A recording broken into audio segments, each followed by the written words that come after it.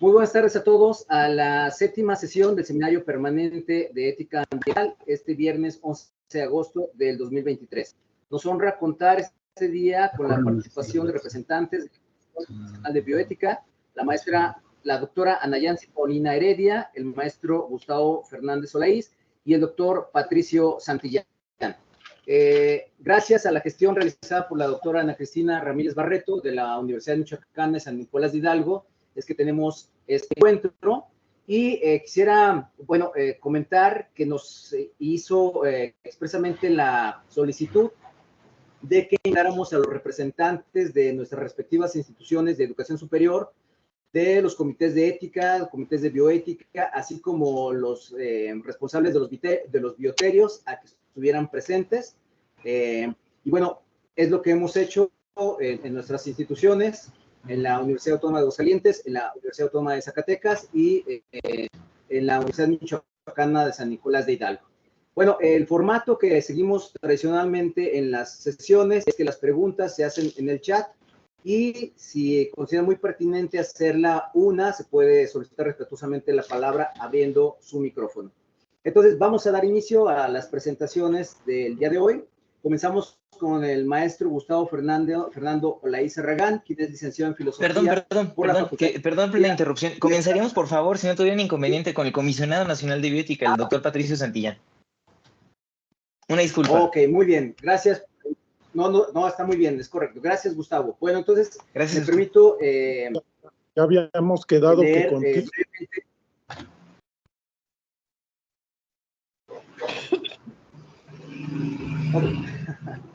Ok. Gustavo, doctor Patricio... Perdónenme.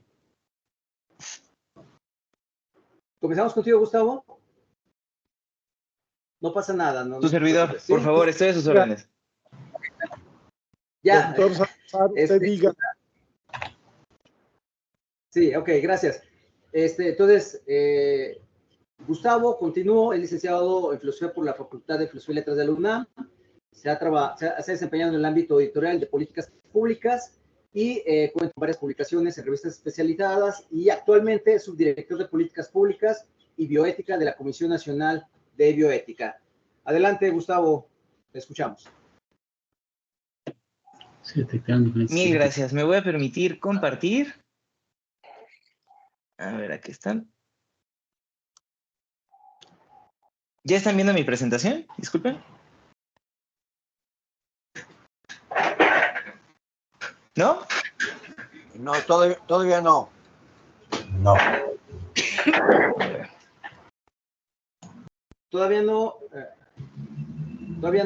Gustavo, no te preocupes, les pido a todos un poco de paciencia porque el servidor está un poco lento.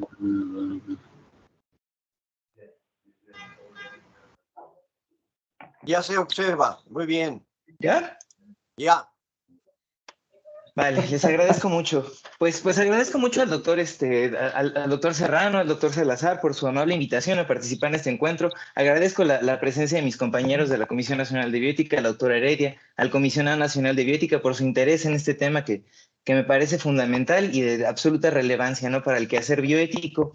Yo quisiera comenzar esta discusión ofreciendo un marco muy breve, normativo, histórico, filosófico sobre el planteamiento regulatorio, en relación con el uso, ¿no?, de animales de laboratorios y su relación con la investigación científica y en particular la investigación en salud.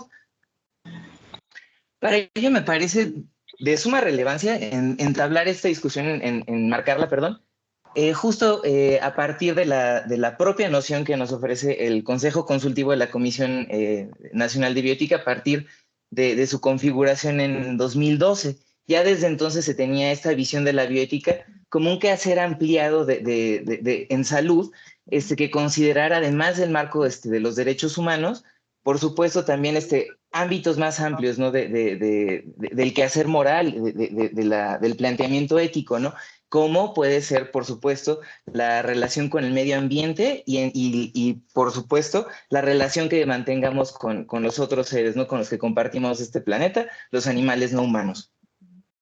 Y bueno, esta discusión, por supuesto, se nutre de diversas fuentes, no es una discusión interdisciplinaria, seguramente no es ajena a la definición ya a este seminario, pero me parece muy relevante siempre tenerla presente. Y en segundo término, para detonar esta discusión, creo que es muy relevante también hacer una breve reflexión sobre el marco normativo, ¿no?, internacional que se ha establecido en la materia, la cual pues nos remite a un contexto muy particular, ¿no?, una situación histórica en la que pues efectivamente, bueno, entre otras cuestiones, se caracteriza pues por el avance tecnológico y el nuevo, la nueva conciencia, ¿no?, que atrajo este impacto, ¿no?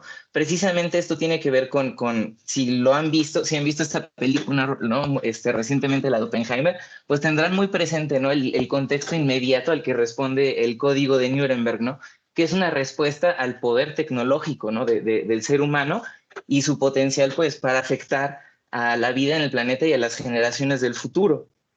Es en este marco que se emite el Código de Nuremberg y la Declaración de los Derechos Humanos. Yo lo que quisiera referir, sobre todo con esta línea del tiempo, es la idea que plantea el filósofo Walter Benjamin, un filósofo del siglo pasado que murió como consecuencia de la persecución nazi. Él entre sus tesis, entre las máximas que arroja su pensamiento, está la idea de que todo documento civilizatorio esconde un contexto de barbarie. Y esto pues efectivamente es el caso, ¿no?, de la normatividad que se ha establecido a nivel internacional en bioética, pues responde específicamente a contextos de desafíos y de riesgos y de omisiones y de prácticas inescrupulosas, ¿no?, que se han cometido de manera histórica. Y en ese sentido, pues conviene recordar específicamente la Declaración Universal de los Derechos Humanos. Y para esto, pues yo siempre refiero las palabras, perdón, de Eleanor Roosevelt. Me parece que esta idea es fundamental, ¿no? Y nos refiere específicamente dos pautas, ¿no? Principalmente.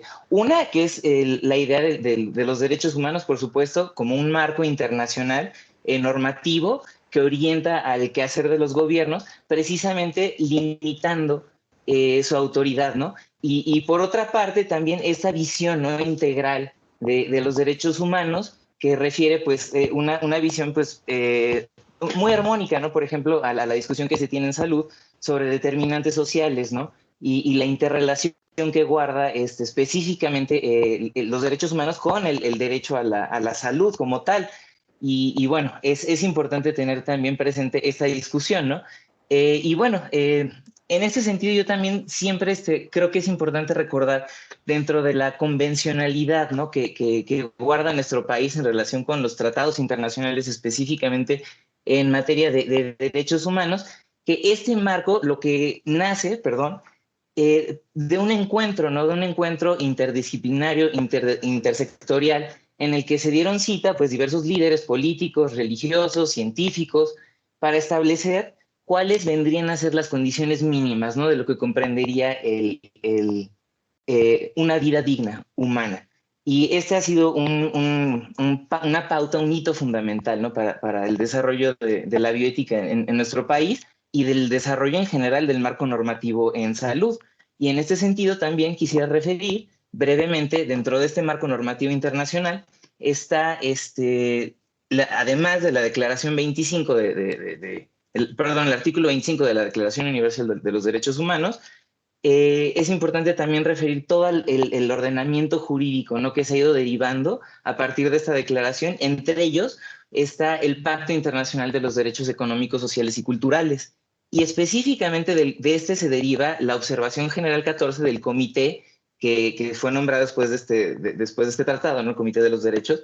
Y bueno, en este instrumento, el cual por supuesto obliga a nuestro país a implementar ciertos criterios no muy específicos para asegurar el derecho a la protección de la salud, lo cual implica no meramente el acceso a servicios de salud, no meramente es un enfoque clínico, ¿no?, de la salud, sino también todos aquellos factores, como ya veníamos refiriendo, ¿no?, en la definición de Eleanor Roosevelt, todos aquellos factores que inciden directamente sobre la salud. Entre ellos, por supuesto, está también el criterio del desarrollo tecnológico y el acceso, ¿no?, a los beneficios esta actividad. Y ese es un criterio fundamental también, ¿no? Para orientar específicamente el marco normativo en salud. Ya lo iremos desarrollando y espero que también a lo largo de esta discusión se vaya viendo la relevancia, ¿no? De la definición que íbamos proponiendo al principio. Y bueno, me voy a detener tantito, regresaré brevemente, pues es importante nada más dentro de esta línea del tiempo también referir estas dos pautas no inmediatas a la Declaración Universal de los Derechos Humanos, que son la Declaración de Helsinki y el Reporte Belmont. La Declaración de Helsinki específicamente por el caso que se diera en Estados Unidos a partir de una investigación que se dio en Alemania. Me refiero, por supuesto, al caso de la talidomida, que se dio en 1957. En Alemania se empezó a comercializar un producto, sin mayores pruebas, por supuesto, a fin de tratar ciertos síntomas, mareos, náuseas y demás, a la población. Y, de hecho, uno de las poblaciones objetivo de esta intervención eran las mujeres con dolores derivados, ¿no? del embarazo o, en fin, este tipo de malestares, ¿no? Las náuseas. Y bueno, las consecuencias del uso de la talidomida fueron, además de un índice muy elevado de mortalidad en los fetos, en los productos, pues deformaciones, ¿no? Y esto pues tuvo un impacto severo, pero en lo que se identificaban bien los riesgos que empezaron a surgir en 1961, cuando empezaron a publicarse estos hallazgos, ¿no? De la relación entre la talidomida y las deformaciones y las muertes fetales, fue que en Estados Unidos se intentó patentar y regular, pero la FDA lo detuvo precisamente a partir de la investigación del trabajo de una investigadora que encontró una relación en modelos animales, ¿no? Precisamente de los riesgos de la talidomida. Y fue este caso el que también influyó para que en la Declaración de Helsinki se estableciera la obligatoriedad de que en salud uno de los criterios fundamentales para llevar a cabo protocolos de investigación fuera precisamente el contar con una investigación en respaldo a partir de modelos animales. Y es este instrumento, ¿no? En el que se establece este compromiso internacional, ¿no? Y bueno, por otra parte, el reporte Belmont, que también constituye un hito en la ética de la investigación, en la integridad científica, pues a partir del estudio de un caso muy específico, ¿no? El estudio Tuskegee, que aquí les presento muy, muy brevemente. El análisis de este caso muy específico fue lo que derivó en la serie de estándares, ¿no? Y criterios que internacionalmente se siguen para la investigación con modelos humanos, ya con protocolos que consideren sujetos experimentales humanos. Estos criterios se han establecido de manera internacional, me voy a adelantar ahora, y por supuesto están referidos y recogidos en el ordenamiento jurídico de nuestro país. Y bueno, en relación con los criterios que seguramente ya conocen, ¿no? en el marco del quehacer de este propio seminario, pues no desmerecen, ¿no? Reparar brevemente en dos o tres criterios, ¿no? Específicamente lo que tiene que ver con rigor metodológico, selección rigor metodológico, proporción favorable y el quinto, ¿no? Asegurar la protección de la integridad de los participantes. Esos tres principios son lo que vendrían a sustentar en salud la necesidad de estos modelos animales. Me adelanto un poquito a la idea, ¿no? Pero a pesar de lo que se diga en diversos contextos, incluso hay pláticas TED al respecto, la investigación en salud con modelos animales es una necesidad. Su prohibición o su omisión dentro del contexto de la práctica científica sería un desmérito al quehacer, además de que representaría diversos riesgos, ¿no? para la investigación en nuestro país. En ese sentido, creo que es muy importante siempre tener presente estos tres criterios, ¿no? Estos tres principios, ¿no? que se sostienen en esta regulación internacional, que también es importante recordar. La regulación que se ha establecido, ¿no? internacionalmente en materia de salud forma parte de lo que se conoce internacionalmente como el contexto de la autorregulación sanitaria, que parte del reconocimiento que la sociedad hace del quehacer en salud por el beneficio que representa que básicamente es el compromiso y la oportunidad de este propio sector de establecer las pautas de su propia regulación. Las pautas que ellos mismos deben seguir son las que ellos mismos, la que esta comunidad misma establece. Hasta ciertos límites, ¿no? Por supuesto, si hay una consideración de derechos civiles y políticos, pero principalmente a fin de incentivar la innovación y no entorpecerla, se permite, ¿no? Dentro del quehacer sanitario, esta práctica, ¿no? Que se conoce como la autorregulación sanitaria. Y estos criterios, pues, han estado nutriendo, han orientado, ¿no? El desarrollo del marco normativo en nuestro país. Y esto ha sido así, pues, desde sus orígenes. Es importante recordar, ¿no? Dentro de esta convencionalidad internacional, perdón, que no es, o sea, a pesar de que sí representa un fortalecimiento, ¿no?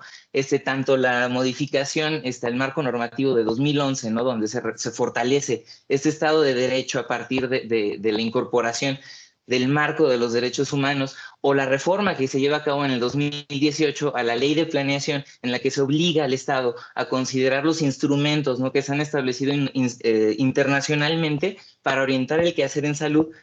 A pesar del gran valor, ¿no? Que representa estas dos modificaciones para orientar el quehacer normativo y el quehacer en salud en general, no es nada nuevo. O sea, desde 1930, desde la Constitución de Lázaro Cárdenas, ya se tenía incorporada en nuestra Constitución esta visión social.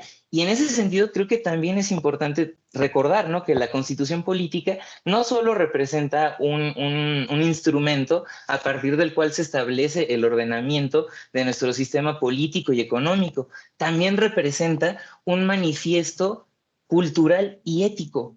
En él quedan plasmados todos aquellos valores que como sociedad mexicana decidimos proteger, ¿no? Y esta distinción, esta consideración creo que es muy importante en esta discusión, porque en ese ordenamiento jurídico, pues vemos que en realidad se ven reflejados ciertos prejuicios a los cuales en breve haré referencia, ya se me está acabando el tiempo, pero básicamente yo les quiero presentar antes de entrar en materia el ordenamiento jurídico, ¿no? En el cual se establece la operación, la instalación y en general la manera en la que presentan sus resultados, ¿no? Los comités de ética en investigación.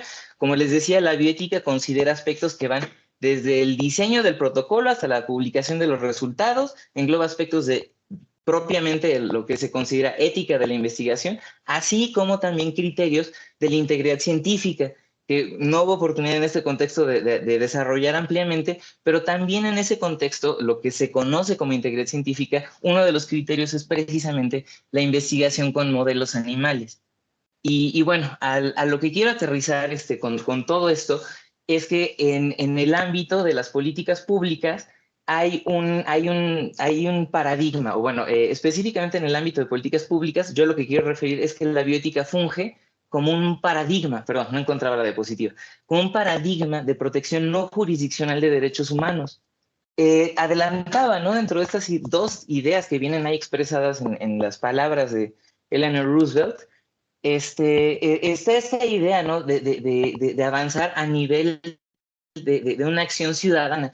Y es esta idea, ¿no? La que nos está refiriendo Eleanor Roosevelt, que no todo lo que motive a nuestros programas sociales, al quehacer gubernamental, no toda la motivación puede ser meramente pues el castigo, ¿no? O sea, no meramente puede depender de un sistema punitivo, sino dentro de esta motivación también es importante recordar aquellos principios, ¿no? Que mencionaba, lo que ya viene establecido desde el artículo 1 de la Constitución Política de los Estados Unidos, ¿no? Y en ese sentido es que el quehacer de la Comisión Nacional se inserta dentro de este sistema de protección no jurisdiccional de derechos humanos, que lejos de ser restrictiva, esa no, es sumamente propositiva, en el sentido de que busca principalmente generar una cultura de la bioética, no tanto buscar mejores formas de castigar a quienes no se apeguen a un marco normativo, sino incentivar pues desde la propia motivación, ¿no? Desde aquello que consideramos valioso, que la gente pues se ordene, ¿no? En fin, esa es un poco la idea, ¿no?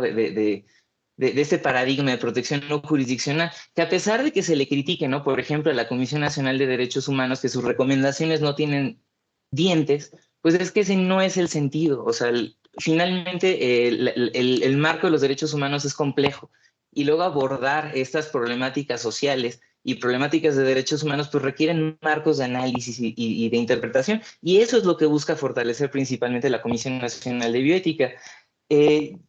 Ya no voy a entrar mucho en materia de políticas públicas, pero sí quisiera cerrar mi intervención, nada más haciendo referencia a un concepto que ya adelantaba brevemente, que era esta idea del antropocentrismo. Y bueno, un reflejo de este modelo, perdón, de este fenómeno cultural es en realidad un paradigma también cultural, ético, político, ¿no? Que arraiga, que está plenamente arraigado en todas nuestras sociedades del mundo, ¿no? Que es esta idea que viene referida, pues, de diversas formas, ¿no? A lo largo de la historia se le ha llamado la cadena del ser, la tesis de la excepción humana, la tesis de la dignidad humana, en fin, pero es esta idea de que el hombre es el hombre, o sea, no el ser humano, el hombre, es distinto al orden natural, ¿no? En el cual se inserta. No es, a pesar del parentesco filogenético que pueda guardar, ¿no? Con el propio ser humano, no deja de reconocerse tanto a nivel cultural como político esta distancia, ¿no? Y bueno, sus orígenes, yo les comparto, ¿no? Personalmente, me atreví a explorarlos en mi tesis de maestría, donde a partir de tres filósofos, básicamente tracé la influencia, ¿no? de esta idea en la cultura. Y fue precisamente de Kant y de Heidegger, en quien yo rastré esta visión, ¿no? Antropocéntrica, que por supuesto tiene su origen no en el aristotelismo, en esta visión teleológica, ¿no? Que inserta Aristóteles con su metafísica, pues es un prejuicio, ¿no? Que es tan básico, ¿no? Como esta idea de que los árboles producen manzanas para que nosotros nos comamos esas manzanas, y el pasto crece para que se lo coman las vacas y nosotros nos comamos esas vacas. Bueno, pues esa idea de la granja de MacPato, pues también tiene sus orígenes en esta idea civilizatoria y fundacional, ¿no? De que el ser humano es ajeno y que moralmente tiene un distinto estatus, ¿no? Que el resto de los fenómenos del mundo natural. Y bueno, yo por mi parte, les agradezco este espacio, agradezco la oportunidad de abordar este tema con mis compañeros de la comisión y agradezco al comisionado su interés en esta problemática. Muchas gracias. Muchas gracias, Gustavo, por esta interesante presentación introductoria al tema precisamente que supongo desarrollará aún más el doctor Patricio Santillán Doherty. Me permito hacer su presentación. El doctor Santillán es médico cirujano, especialista en cirugía general y en cirugía en el área de pleuropulmón. El campo de experiencia del doctor Santillán es en cirugía torácica, investigación experimental en cirugía, en cáncer pulmonar y trasplante pulmonar. De 1986 a 1997 colaboró con el Instituto Nacional de Enfermedades Respiratorias, Ismael Cosío Villegas, como médico adscrito, jefe del Departamento de Cirugía Experimental y subdirector del área de cirugía. Bueno, actualmente el doctor Santillán, pues es el comisionado nacional de bioética, después de haber sido miembro de la Academia Nacional de Medicina de México, de la Academia Mexicana de Cirugía, del American College of Surgeons, en el Sistema Nacional de Investigadores y del Colegio de Bioética. Me permito cederle la palabra y muchas gracias por haber aceptado la invitación, doctor Santillán. Al contrario, muchas gracias a todos ustedes de poder estar aquí en este seminario permanente sobre medio ambiente y animales.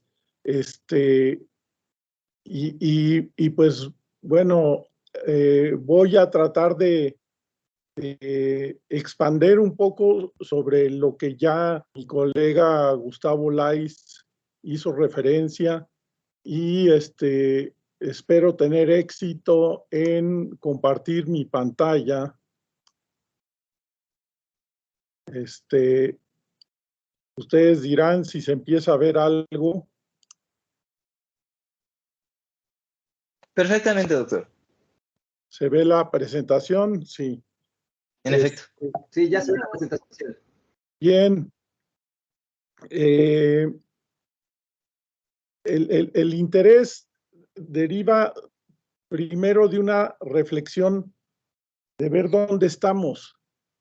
Y muchos conocerán este árbol de la vida, del desarrollo de la vida en el planeta, que diseñó el doctor Leonard Heisenberg hace tiempo. Me parece muy interesante ver que en estos 4,000 millones de años que han pasado, cómo han aparecido distintos seres vivos.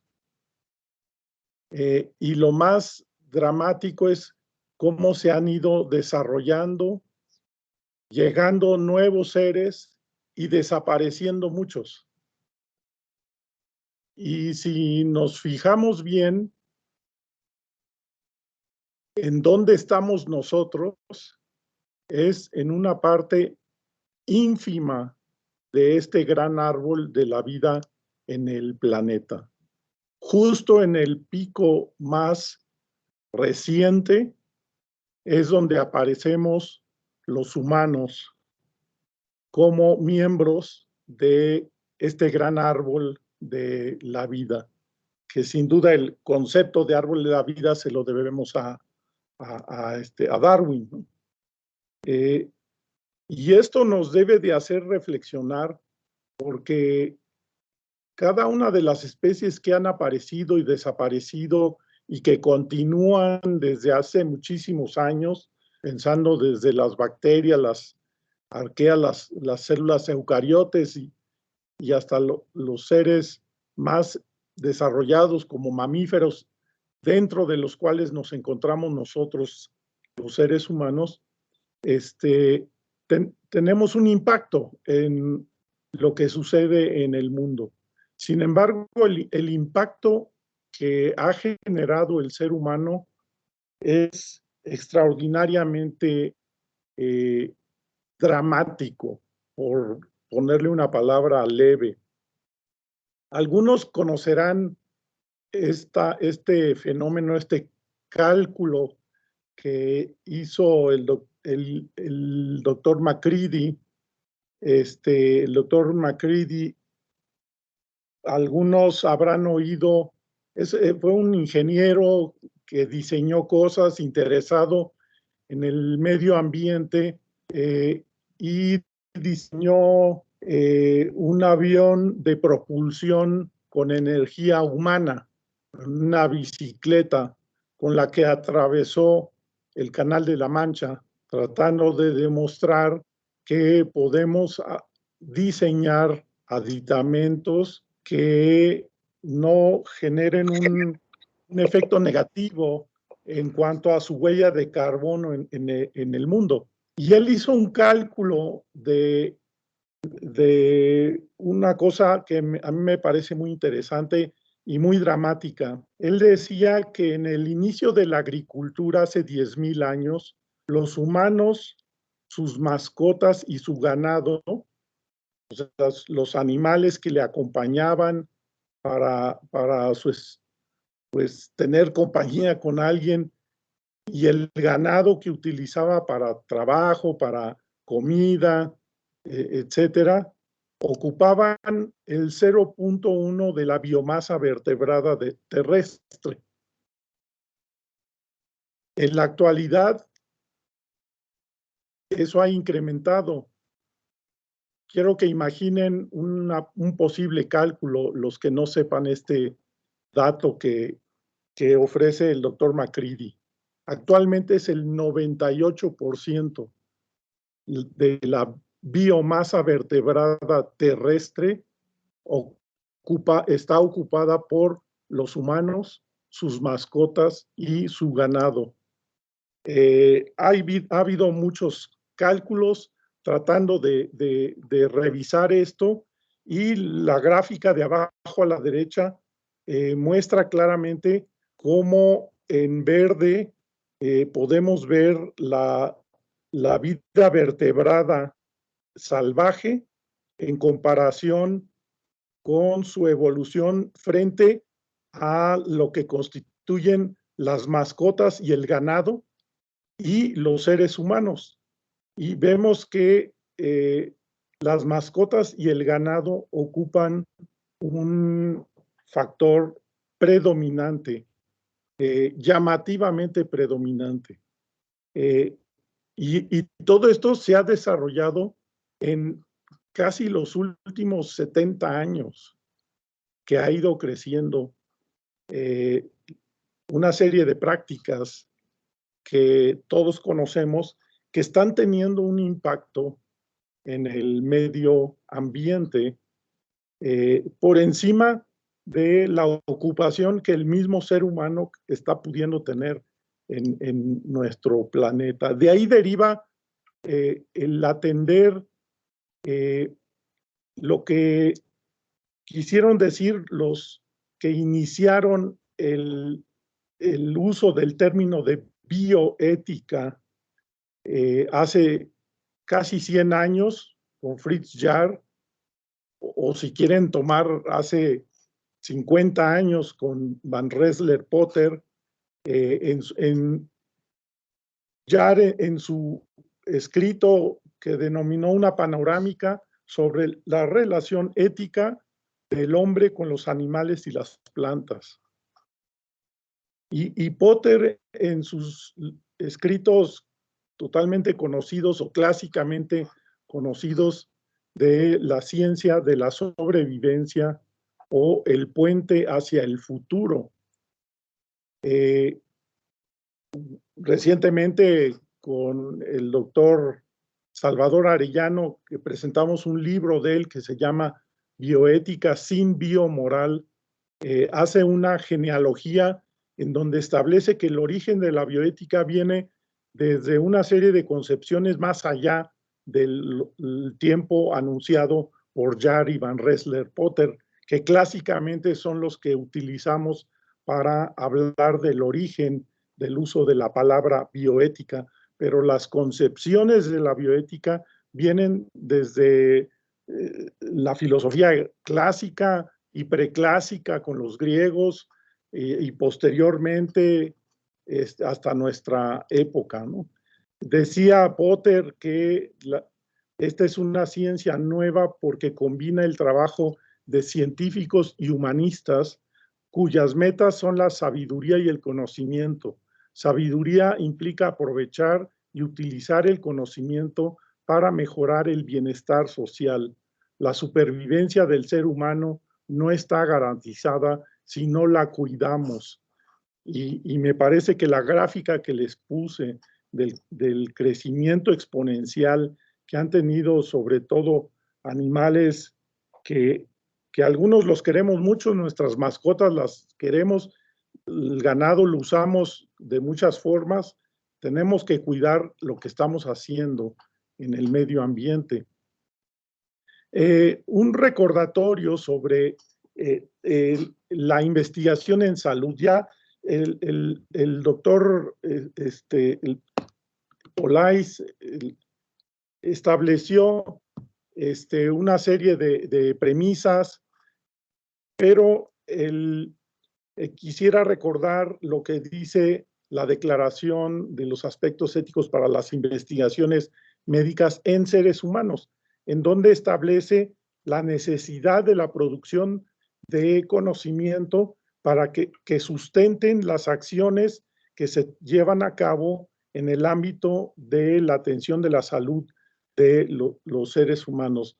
La atención de la salud de manera amplia, no nada más el tratamiento de enfermedades, sino todo lo que impacta en el ámbito de la salud. Y esto a través del concepto amplio de bioética se va extendiendo cada vez más a animales no humanos, a plantas y al medio ambiente en general. Pero una de las cosas es generar fuentes de información pertinentes con experimentos de laboratorio correctamente realizados y en animales cuando sea oportuno,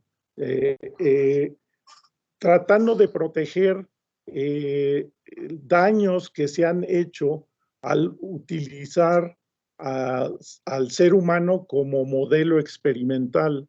Y ya el maestro Olais hizo referencia a ejemplos de esto.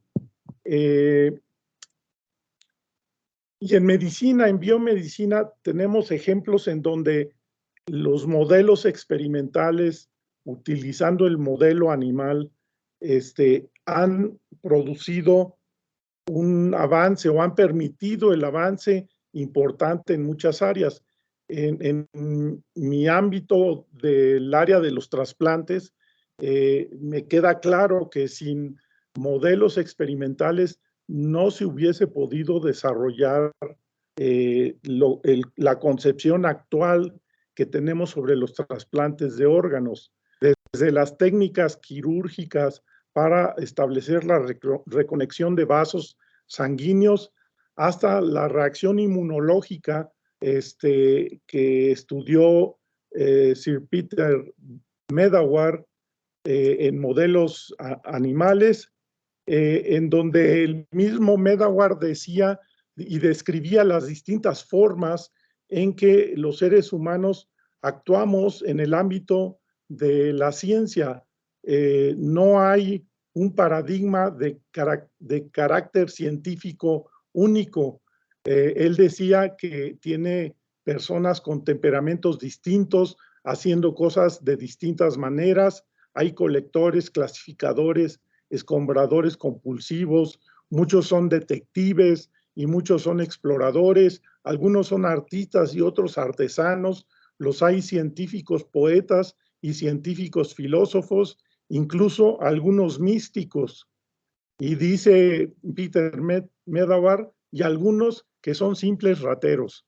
Y hace referencia al abuso que algunos científicos a veces hacen de su actividad científica y por ende la integridad científica, el concepto de integridad científica no debe ser olvidado, es parte de la bioética en el proceso científico y no podemos hacerlo a un lado. Él hacía referencia a colegas suyos que hicieron experimentos de trasplantes de piel entre ratones blancos y negros para ver el fenómeno de rechazo, y los experimentos que hicieron sus colegas eran meramente a través de pintar el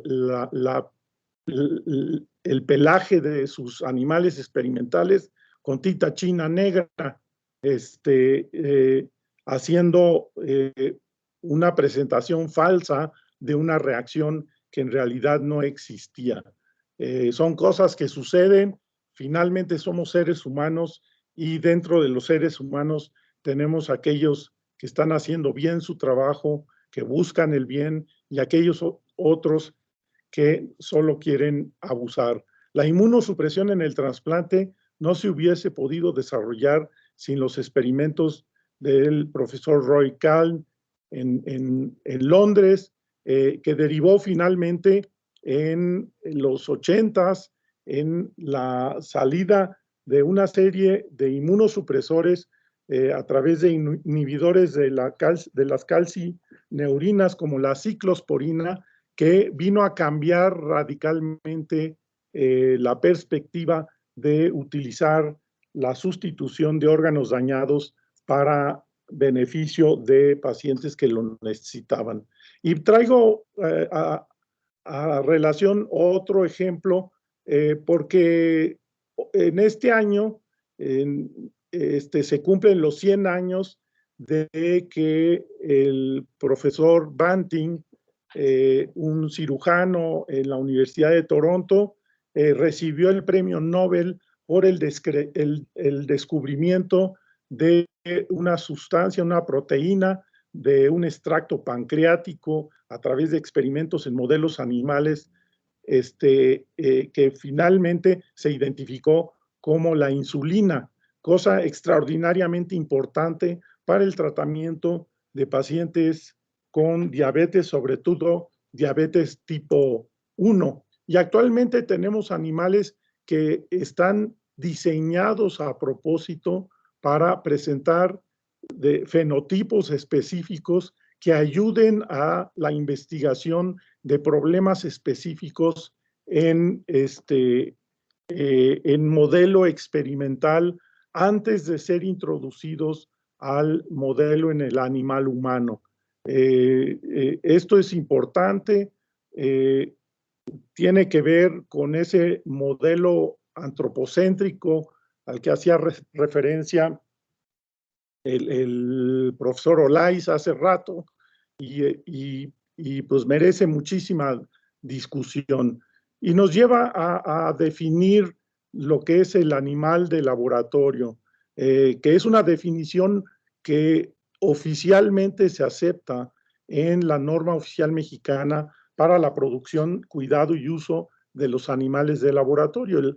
Y se define al animal de laboratorio como aquel animal usado en la investigación científica, en el desarrollo tecnológico e innovación, en las pruebas de laboratorio, pruebas de constatación de laboratorio y en la enseñanza.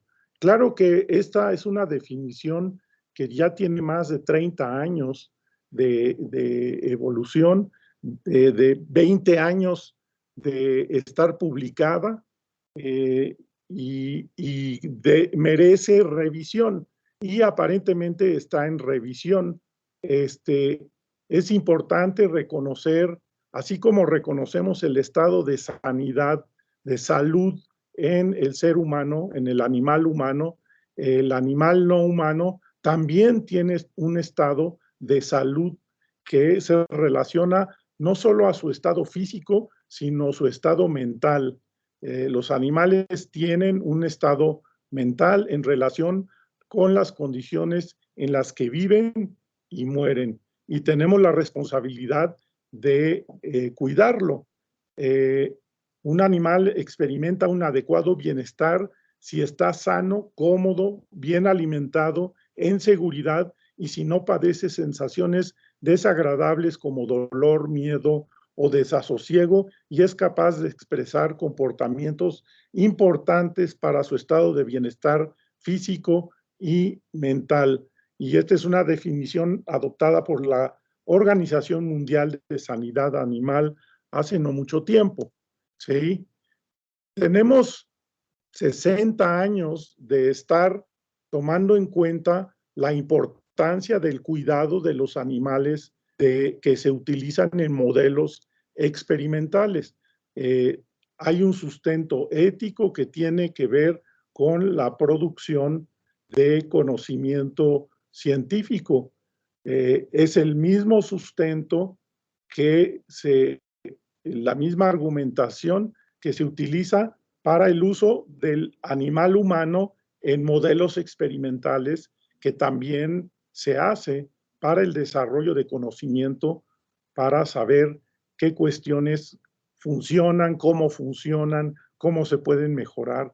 En cuanto a los animales, uno de los inicios de la preocupación del cuidado de animales tiene que ver con el libro de técnicas de experimentación humanitaria que establecieron los profesores Russell y Birch hace más de 60 años, y de las cuales derivan, creo que hablar de las 3 R's de Russell y Birch es una reducción muy, muy básica. Es importante leer ese libro, que tiene actualidad todavía y tiene cuestiones muy importantes que hay que revisar, y claro, compararlo con publicaciones más actuales sobre el manejo de animales de laboratorio.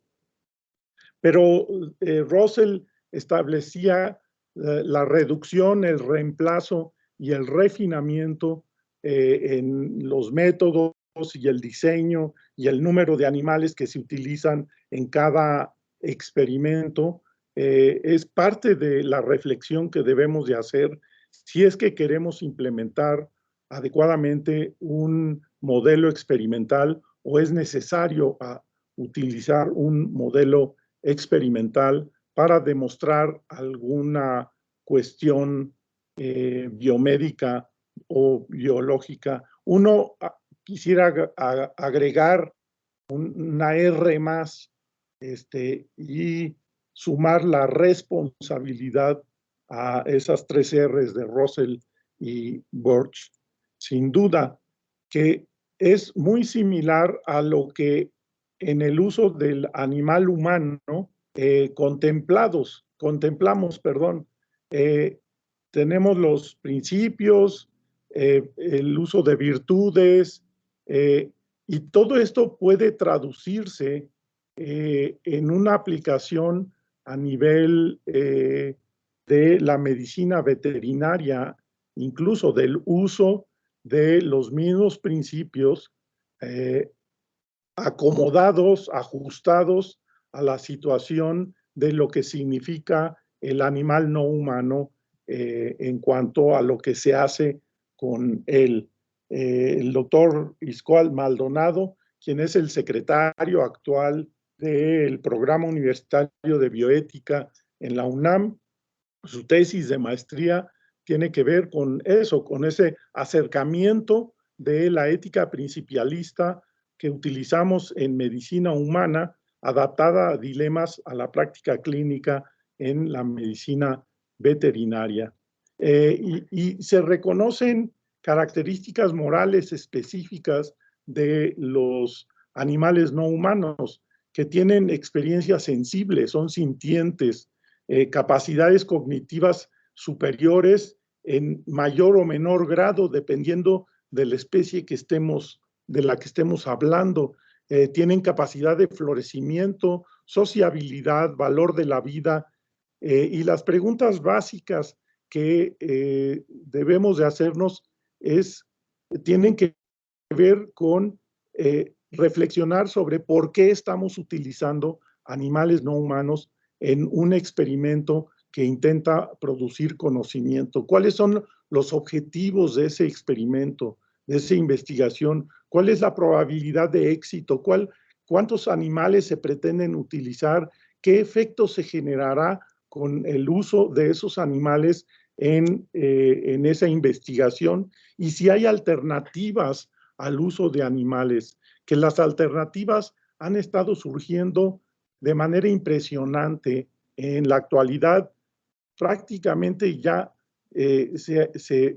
ha ido disminuyendo el uso de animales en experimentación porque los modelos que se están utilizando en la actualidad tienen cuestiones a nivel celular y subcelular e incluso molecular a través de cuestiones genéticas, de expresión de DNA, RNA, etcétera.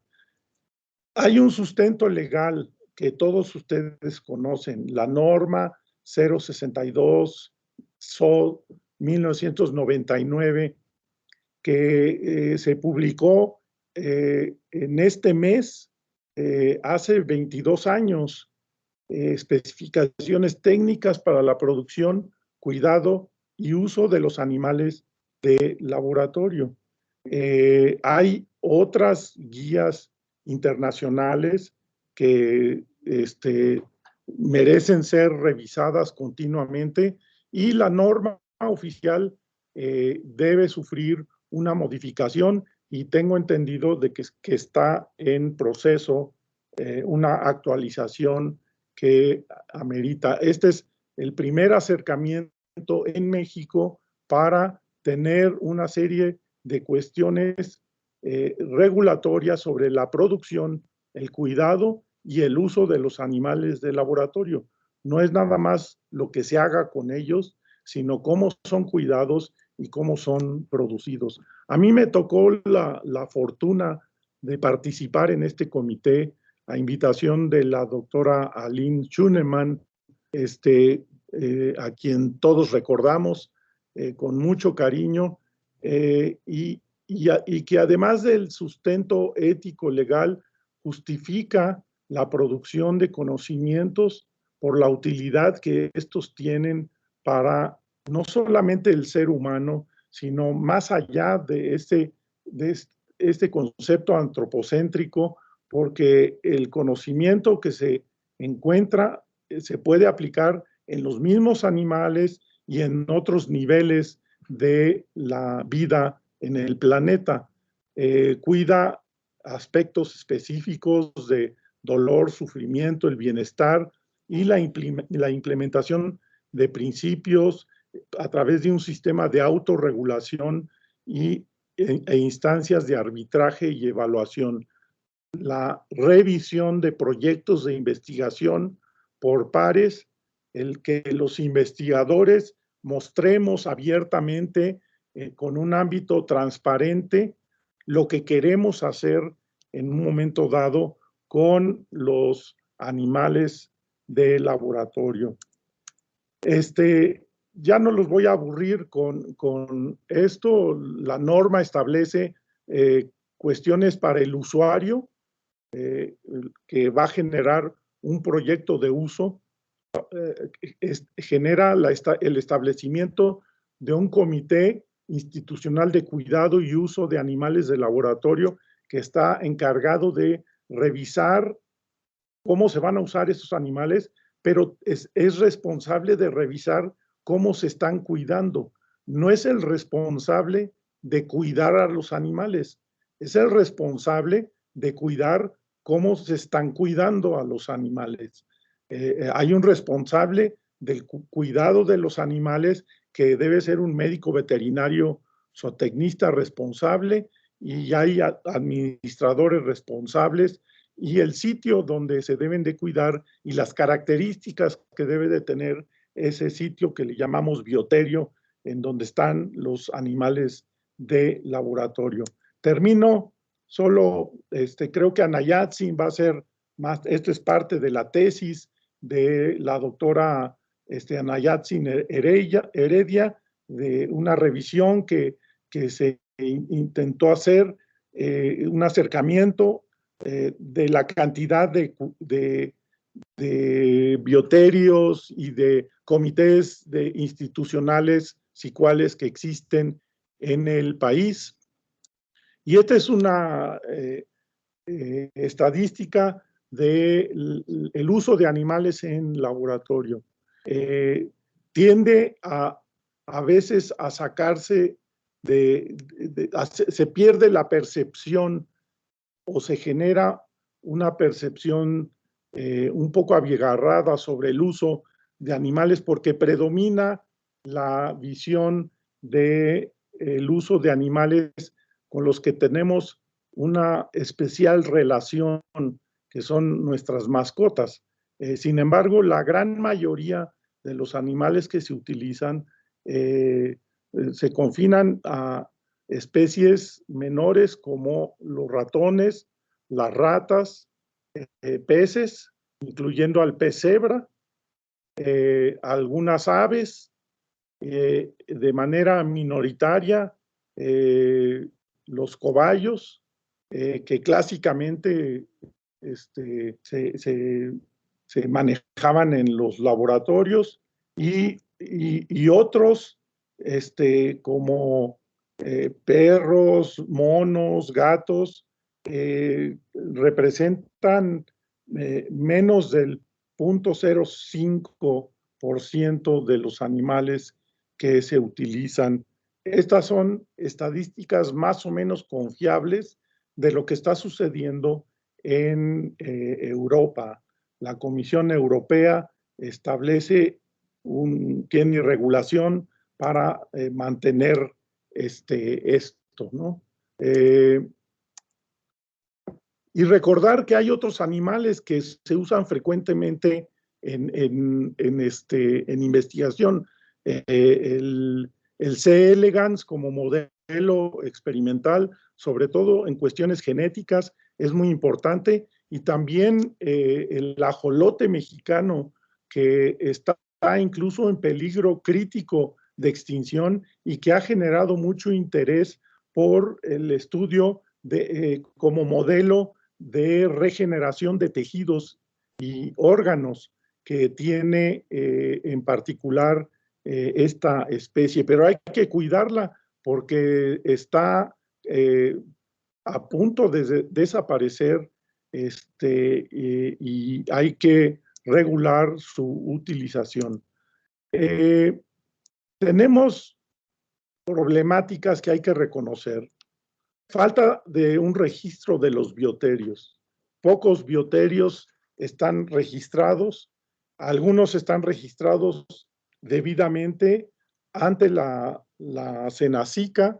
Hay un déficit en el número de cicuales, hay deficiencias en el manejo de las especies alojadas, cuesta dinero y hay centros en donde se utilizan modelos animales que no tienen el presupuesto adecuado para manejar sus especies alojadas.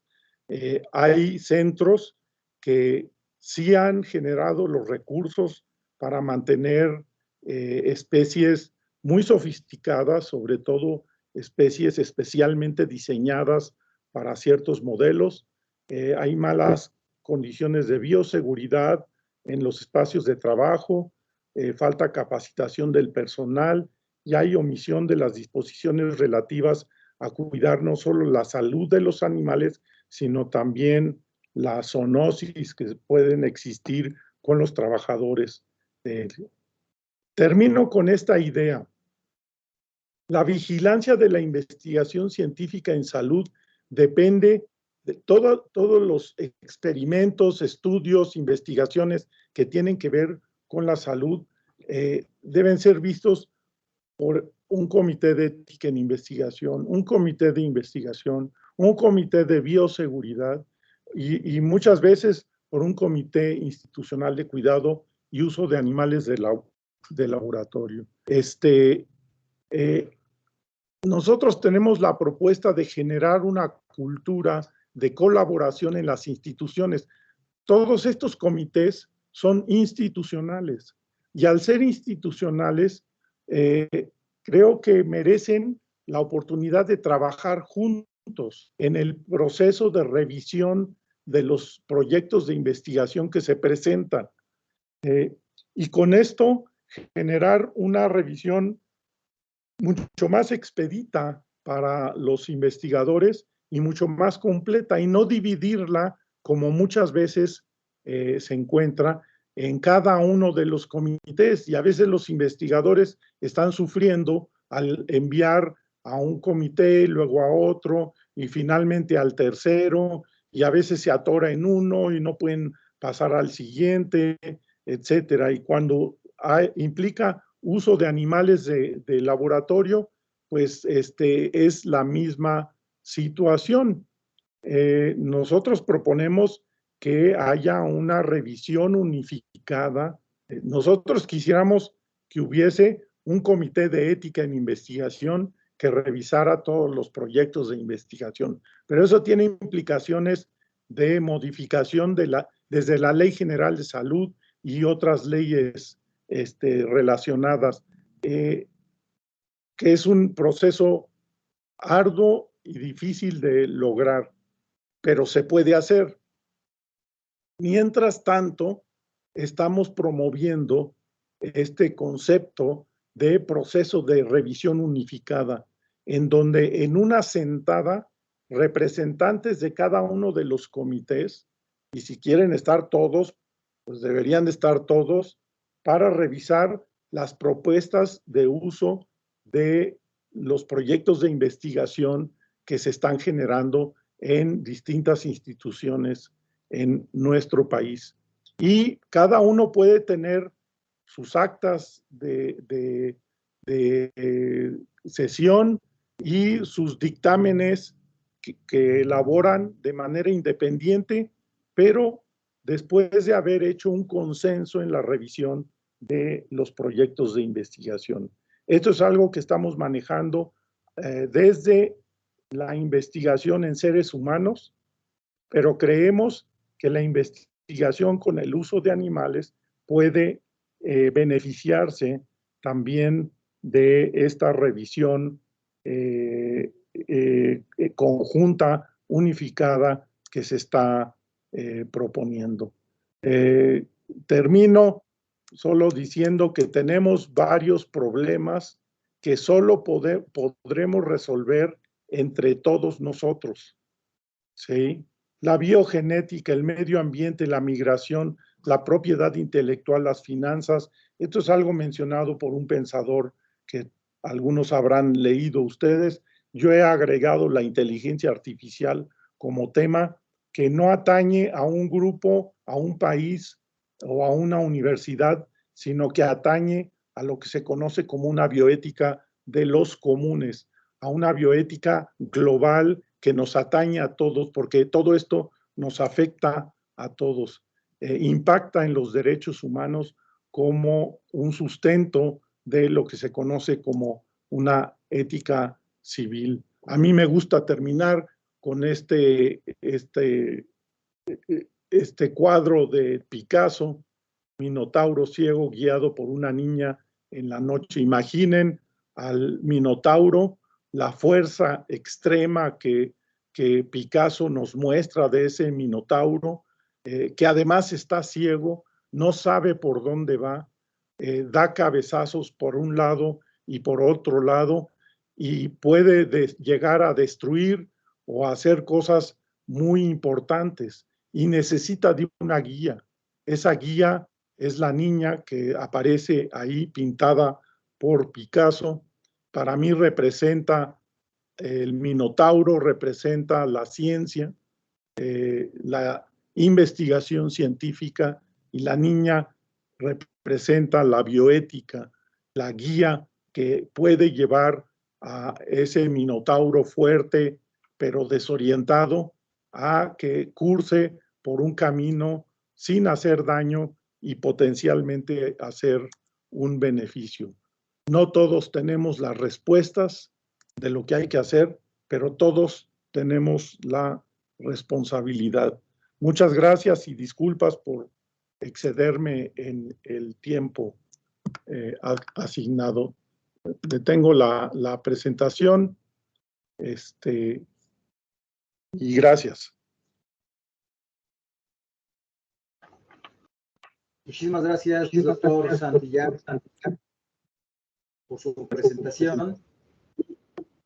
Ahora damos continuidad a la presentación que nos va a hacer la doctora Ana Yancy Paulina Heredia, que ella es licenciada en Medicina Veterinaria y Zootecnia por la UNAM, maestra en Ciencias de Producción y la Salud Animal, también el grado otorgado por la UNAM.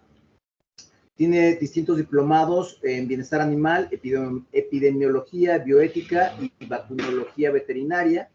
Es médico veterinario responsable del bioterio en Senacica, después nos explica cuáles son las siglas, ¿sí?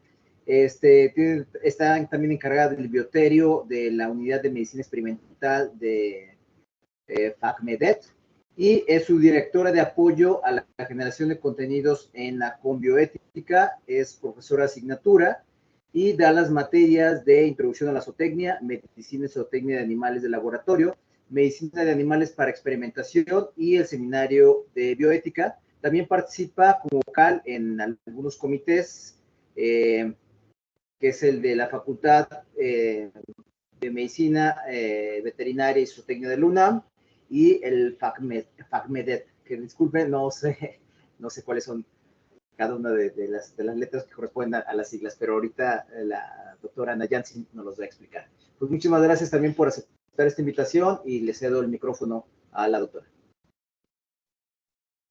Sí, muchas gracias por la invitación. Es un placer participar siempre en estas actividades. Y bueno, varios aspectos que mencionó el doctor Santillán, en realidad yo los voy a retomar, tomando en cuenta que desde hace ya varios años hemos estado siguiendo hemos tenido este interés en seguir cómo trabajan los comités, cómo se integran, cómo operan, cuáles son los aspectos críticos, los aspectos que se deben de trabajar, dado que pues son este mecanismo institucional que vela por el bienestar de los animales, que busca que se cumplan todas estas principios bioéticos que están ampliamente aceptados y que tienden a pues a mejorar las condiciones de los animales, dado que, pues, como bien mencionaron anteriormente, la investigación, si bien ya cada vez tiene más reemplazos, métodos alternativos que han ido sustituyendo, todavía es necesaria en ciertas áreas dentro de la medicina, el desarrollo tecnológico, la constatación de productos farmacéuticos e incluso la docencia, aunque cada vez en docencia pues, es más complicado justificar el uso de animales debido a lo que ya se mencionó, esta generación bastante amplia de métodos alternativos que han ido sustituyéndolos con éxito y que pues incluso hay universidades que ya los han reemplazado de manera absoluta y eso no se ha visto en una disminución, por ejemplo, de la obtención de conocimiento por parte de los estudiantes. Entonces, bueno, a partir de ahí surge pues este interés para ver cómo trabajan y ver cómo es que se registran, si es que hay un registro, aunque lo primero con lo que pues nos fijamos es que como tal no hay un registro, a diferencia de los comités de ética para ética de investigación o los comités hospitalarios de bioética, en realidad no hay un registro de los comités internos para el cuidado y uso de animales de laboratorio. El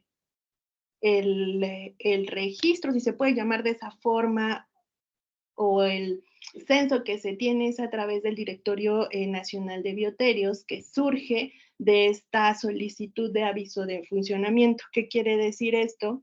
La norma dice, la norma que menciona el doctor Santillán, la 062, que es nuestro marco normativo más amplio en el contexto de cuidado y uso de animales de laboratorio, en el numeral número 4 menciona que todas las instituciones, establecimientos, laboratorios que mantengan animales con fines de investigación, docencia, desarrollo tecnológico, tienen que justamente dar aviso de funcionamiento y se les otorga un número como de registro.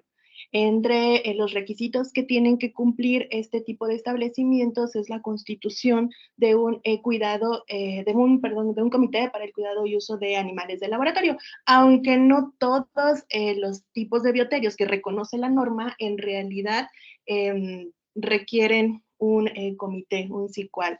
Es decir, la norma reconoce 3 tipos de bioterios: los bioterios de producción, los bioterios de experimentación, que son básicamente aquellos que le compran a los de reproducción, y bioterios mixtos. La gran parte de bioterios aquí en México, sobre todo que hacen investigación básica, tienen este tipo de bioterios porque adquieren animales, sobre todo de otros países, líneas genéticas o animales que tienen características microbiológicas y genéticas pues muy cuidadas y los importan y a partir de ahí hacen manejo reproductivo y pues de estas colonias núcleo obtienen los animales para hacer sus experimentos. Y bueno, también con este auge de modelos, sobre todo de roedores, particularmente el ratón, de genéticamente modificados, bueno, también pues hay importación de animales, ya sea por compra, por colaboración entre instituciones, y bueno, pues llegan animales y se hace manejo reproductivo.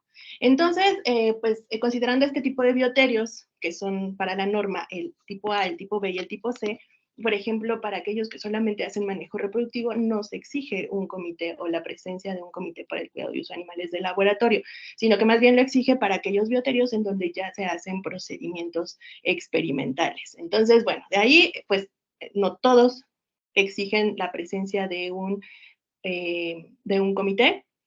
Por otra parte, pues sí, de los aspectos que se critican mucho en México es que no se tiene un censo nacional de bioterios, no se sabe cuántos bioterios hay en territorio mexicano. Nosotros hemos dado un seguimiento a partir del 2017 hasta el año pasado, que salió el Directorio Nacional de Bioterios.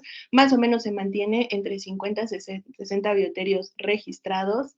Este registro, como hace rato mencioné, se hace por solicitud. El bioterio hace una solicitud a lo que antes era Zagarpa, ahora SADER, la Secretaría de Desarrollo Rural, y pues van gente de ahí de estas instituciones, hacen una inspección de los bioterios en términos de administración, o sea, bitácoras de registro de todos los aspectos que se deben de controlar dentro de un bioterio, instalaciones, manejo de los animales, capacitación del personal, y bueno, en caso de ser necesario, la conformación de un comité para cuidado y uso de animales de laboratorio con su manual de procedimientos operacionales. Entonces, bueno, no tenemos un censo, no sabemos cuántos bioterios, de ahí a que no se sabe tampoco cuántos comités existen, no sabemos si todas las instituciones que tienen bioterio cuentan con SICUAL, que parece ser que a pesar de que no cuentan con un registro, cada vez se hace más necesario la instalación y operación de SICUALes, debido a que pues normalmente lo que se busca en el área de investigación pues es publicar en revistas, sobre todo que tengan alto factor de impacto, y estas revistas ya de forma internacional, de manera internacional, que sean adecuadas a ciertos lineamientos internacionales de manejo de animales de laboratorio, pues sí exigen que antes de publicar, o bueno, al momento que se envía el manuscrito para la publicación, tengan su carta de aprobación del comité. Entonces, pues también en este estudio que hemos seguido a partir del 2017 nos hemos dado cuenta que hay instituciones que cuentan con sus comités a pesar de que los bioterios, pues, no están registrados. El motivo por el cual no están registrados, pues, no, o sea, salen ahí algunos comentarios que obtuvimos a partir de entrevistas, ¿no? Algunos los estaban conformando, algunos no hay interés, algunos todavía no lo consideran necesario, algunos, por ejemplo, los comités de ética de investigación que revisan otro tipo de protocolos, también revisan protocolos de cuidado y manejo de animales con fines de investigación, es decir, hay diferentes motivos por los cuales no hay como tal esta figura del SICUAL, pero parece ser que cada vez hay más, a pesar de que, como lo mencioné hace un momento, pues no hay un registro como tal del bioterio con todos los requisitos, incluyendo los comités. Eso que ha traído como consecuencia, pues que tampoco, a diferencia de otros países, como por ejemplo los europeos, donde parece ser que hay mayor transparencia en el número de animales, las especies, como hace rato nos mencionó el doctor Santillán, incluso el grado de invasividad que se les a los cuales entran los animales o los proyectos, qué tipo de proyectos son en cuanto a grado de invasividad, pues digamos que aquí es otro de los aspectos que se critica, porque los que están obligados a entregar informes anuales son estos que están registrados, mientras que aquellos que todavía no están registrados, pues no, seguramente o esperamos que lleven bien sus registros de manera institucional, pero realmente no lo sabemos. Algo que parece ser que ha funcionado y ha metido un poco de presión dentro de las instituciones es que cada vez hay pues más personas que están haciendo presión a partir de los portales o el portal de transparencia, en donde cuestionan mucho justamente el tipo de animales que se utilizan, el número de animales que se utilizan y para qué tipo de procedimientos todavía son utilizados. Entonces, bueno, eso sí ha metido un poco de presión, de tal forma que pues muchos bioterios que probablemente en algún momento tenían ahí problemas en un buen manejo y control de todos estos números, bueno, pues ya lo lleven de una mejor forma. Entonces, como mencionó el doctor, bueno, está la norma que exige que todas las instituciones cuenten con comités internos o institucionales para el cuidado de animales de laboratorio y, bueno, de manera general, estos comités revisan el bienestar de los animales, que se respeten lo que en algún momento eran las 5 libertades y luego se cambiaron a los 5 dominios, estos 3 principios de Russell y Borch, e incluso algunos ahora que están muy enfocados o orientados al mejor diseño experimental, a la selección del mejor modelo animal, etcétera. Entonces, eso se ha desarrollado bastante, las metodologías de refinamiento también, y bueno, entonces el comité es el que revisa que los proyectos de investigación cumplan con aspectos tanto éticos, una justificación ética, si en verdad va a tener un valor ese procedimiento que se va a hacer utilizando modelos animales, y bueno, por otra parte la metodológica, y la metodológica básicamente se lleva a cabo revisando que las condiciones de los animales pues vayan apegadas a la normatividad que existe, ya sea de manera nacional o internacional, recordando que pues hay una serie de procedimientos en los cuales se hace uso de modelos animales. En algunos casos será investigación básica, en algunos casos actividades prácticas que todavía se hacen en escuelas, por ejemplo, en escuelas de medicina veterinaria, estos trabajos que se hacen en colaboración dentro de la misma institución, o también pues hay experimentos o proyectos que se llevan a cabo en colaboración de manera internacional. De hecho, es una tendencia en que ahora hay esa gran tendencia a que muchos procedimientos o proyectos se lleven a cabo en colaboración con otras instituciones de otros países, todos los experimentos o procedimientos que hacen dependiendo del nivel académico. Hay tesis para alumnos de licenciatura, para algunas especialidades, etcétera. Y aquellos que están sobre todo para escuelas de medicina veterinaria, aquellos animales que están en centros de investigación, en granjas, unidades de producción pecuaria, o bien aquellos que también se hacen procedimientos dentro de los hospitales, clínicas, unidades móviles, que bueno, pues a pesar de que pues tienen un tutor, sí se tienen que llevar a cabo y aplicar ciertos principios de manejo.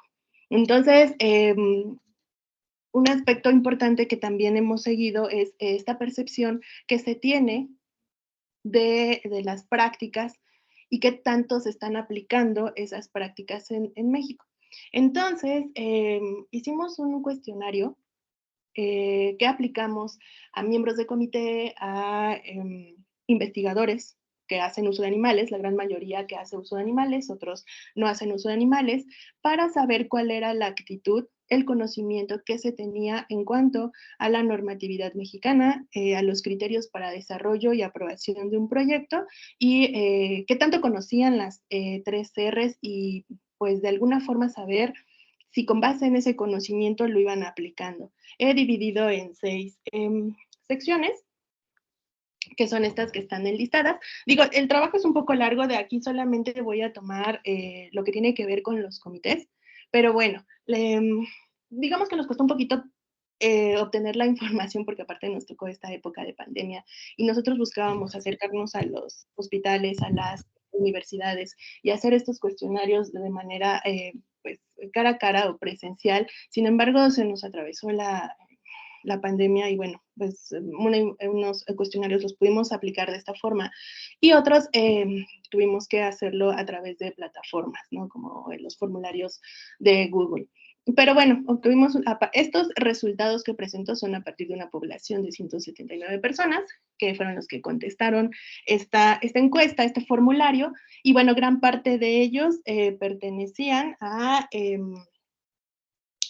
personas que estaban involucrados en el manejo de animales para educación y obtención de competencias, escuelas de medicina, escuelas de medicina veterinaria, incluso aquellas facultades, por ejemplo, la de ciencias, que la parte en biología tienen esta área de investigación experimental, investigación básica, y bueno, pues mucha de esta investigación se hace en beneficio del humano, ¿no? Esta es como la mayor orientación de los resultados que obtuvimos, o sea, investigadores que se dedican a hacer justamente investigación en beneficio de los humanos, enfermedades humanas. De estos, pues prácticamente el 90% de los que nos contestaron utilizan animales, alguna especie animal, eso sí fue diverso. Pocos de estos, además, eran miembros de comités, ¿no?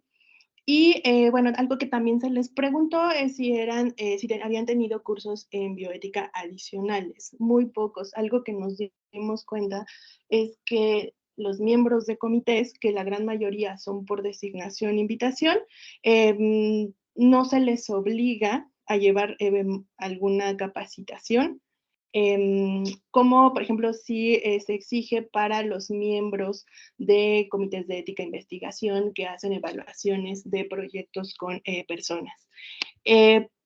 Muchas de estas instituciones de las cuales obtuvimos información tienen ya bien instalado su comité para cuidado y uso de animales de laboratorio, y bueno, pues muchos de ellos, datos que obtuvimos, eran de universidades y hospitales.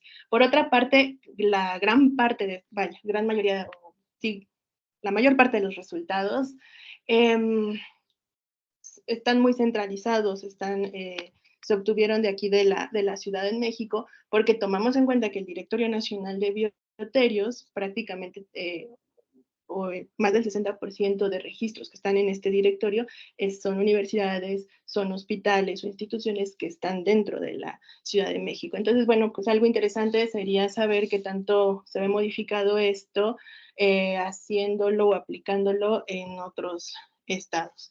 En cuanto a la operatividad, que es lo que me voy a centrar, ya hay esta sensibilización o conciencia de la importancia de la integración de comités para el cuidado y uso de animales de laboratorio, y que todos los protocolos o previo a desarrollar experimentos o procedimientos con animales es necesario que los animales, o que los proyectos más bien, tengan una evaluación ética para saber si es justificado el uso de esos animales, y después una evaluación de cómo es que se van a aplicar los procedimientos que se van a llevar a cabo con esos animales.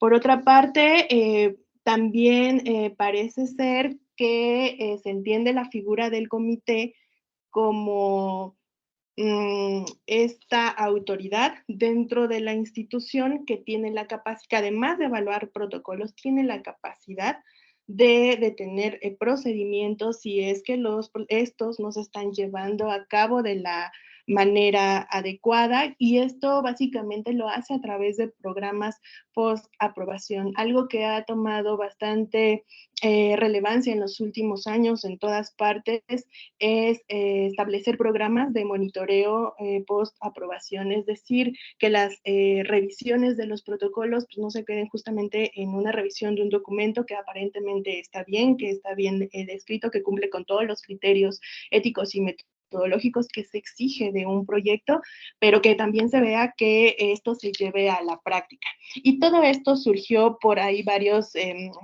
denuncias y en todas partes hay algunos reportes en donde pues, se mencionaba que luego los investigadores desarrollaban bien un protocolo, pero que al momento de llevarlo a la práctica, pues no se hacían los procedimientos como se habían mencionado en el protocolo, o bien modificaban procedimientos a lo largo del experimento. Hay situaciones que pueden llevar a modificaciones de protocolos y que no es que esté incorrecto, se pueden hacer enmiendas o modificaciones, pero que también tengan que ser revisadas por el comité. Por otra parte, algo que vimos que ha sido bastante exitoso para hacer más eficiente la evaluación de proyectos es que antes de someterlo a la evaluación por parte del comité, los miembros puedan también fungir como orientadores en el diseño de proyectos, es decir, que se acerquen a los miembros del comité si hay dudas en ciertos aspectos del desarrollo de su protocolo, y que eso también pueda ayudar a que en el momento de que pasen a esta revisión sea mucho más rápida y eficiente. Porque, bueno, uno de los aspectos o puntos críticos que se hace de los SICUALES tiene que ver con el periodo de evaluación. A veces tarda mucho la evaluación, el trámite en el que uno envía un proyecto tiene una revisión rápida, se manda a los revisores, esos revisores tienen un tiempo que muchas veces tardan más de ese periodo que se les da, y que se le regresa al investigador, y el investigador también en el tiempo que modifica y vuelve a esta segunda revisión hace los tiempos de revisión bastante extensos. Entonces eso, por ejemplo, se critica mucho en el sentido de que pues no se pueden iniciar experimentos y eso al final es tiempo que le cuesta al estudiante, si es que es un estudiante el que está desarrollando ese proyecto y que no puede iniciar a trabajar con los animales si no tiene su carta de dictamen aprobatorio, o incluso porque cuando uno solicita financiamiento, pues hay tiempos, hay plazos en los que uno debe de tener resultados y probablemente este tipo de procedimientos vaya retrasando la obtención de la carta de dictamen y que se puedan realizar los experimentos. Entonces, bueno, son algunos aspectos que sí quería recalcar. Por otra parte, criterios que hay que se toman en cuenta y aquellos que tienen aspectos críticos que se debe trabajar en el desarrollo y evaluación de proyectos. Digo, no se ve, creo que no se ve muy bien aquí la pantalla, pero cuando nosotros hicimos esta pregunta, dijimos, ¿qué tanto tomas? ¿Cuáles son los criterios? ¿O de qué tanto consideras algunos criterios que deben incluir tu proyecto de investigación? O bien a los miembros de comités, ¿qué tanto consideras ciertos aspectos que debe de incluir un proyecto para poder aprobarlo o no aprobarlo? Pues parece al momento de hacer la encuesta, todo el mundo dijo, o bueno, no todo el mundo, pero sí, una buena proporción parece ser que dijo, yo considero todo bastante, el riesgo al humano, las cuestiones de bioseguridad, el uso de analgésicos, los puntos terminales, los métodos de muerte, cuando se le aplica un método de muerte a los animales, el enriquecimiento ambiental, todos, bueno, no todos, muchos parece ser que mencionaron que lo consideran. Y está bien, ¿no? Por ahí llama la atención algo que no se sabe mucho en términos de bienestar, es el tema de enriquecimiento ambiental o bien el tema de puntos terminales, que también nos hemos dado cuenta. Sin embargo, a pesar de que nosotros obtuvimos esta información de que aparentemente consideran todo bastante, en el momento de la evaluación de protocolos, pues sí hay ciertos motivos de rechazo muy, muy frecuentes. Por un lado, la falta de información acerca de manejo y procedimientos que se llevarán a cabo con los animales. A veces detallan mucho todo lo que van a hacer en términos moleculares, a partir de las tomas de muestra y cómo van a procesar esas muestras, pero de pronto se omiten información acerca de cómo van a trabajar con los animales, qué tipo de procedimientos se les van a hacer, cómo se van a tomar muestras, cómo se les va a administrar algún medicamento. Digo, hay miembros de comités muy estrictos que solicitan incluso a detalle cómo son manipulados esos animales, el tipo de jeringa, el tipo de aguja que van a utilizar para obtener las muestras de estos, si van a utilizar analgésicos, cómo evalúan el plano quirúrgico de los animales, etc. Son muy, muy detallados. No describen qué harán si los animales presentan complicaciones o daños derivados de la investigación, lo que llamamos puntos terminales. Muchas veces se puede ver afectado el bienestar de los animales dependiendo del tipo de procedimiento que se le haga. Entonces, puede haber daño, puede haber un impacto en el bienestar y entonces, bajo una serie de criterios, indicadores de dolor o sufrimiento, se tienen que tomar decisiones de esos animales, que es lo que llamamos de manera general el punto terminal. De los aspectos críticos que sí notamos es que todavía no se tiene mucho conocimiento de qué es y cómo se aplica, bajo qué indicadores podemos establecer estos puntos terminales. Otro aspecto es que no se justifica el número de animales, la aplicación de la R de reducción, el mínimo número de animales, pero que estadísticamente sea pues, representativo. Y para eso se hace uso de las estrategias estadísticas que permiten determinar el mínimo número de animales que es representativo o significativo. Para ello, bueno, pues hay allí algunas historias de cierto éxito o que han apelado por integrar como parte del grupo del comité personas justamente expertas en estadística que tengan justamente esa atribución o esa función de ayudar a los investigadores a determinar pues, el número de animales y además incluso cómo cómo presentar los resultados, qué estrategias estadísticas les podrían ayudar para maximizar la información que se obtiene de esos animales. Por otra parte, sobre todo en escuelas de medicina donde tienen granjas, unidades de producción, las características de alojamiento, cómo se van a mantener en caja, en jaula, en pecera, en corral, dependiendo de la especie animal, cuántos animales, etcétera, omiten información. Y por otra parte, los métodos de muerte cuestionables, ¿no? Ahora ya hay también esta tendencia de que los métodos de muerte que son más aceptados son principalmente la sobredosis de anestésicos, ¿no? Y ya se vayan dejando a un lado pues estas metodologías físicas, ¿no? Métodos físicos que antes se utilizaban ampliamente, o agentes inhalados, ¿no? E incluso pensando en el CO2 que durante mucho tiempo, y de hecho todavía todas las guías dicen que está muy bien, ya cada vez genera más cuestionamientos sobre el efecto, el impacto en el bienestar que puede tener sobre los animales, e incluso ya hay algunas instituciones que los han ido reemplazando únicamente por sobredosis de anestésicos.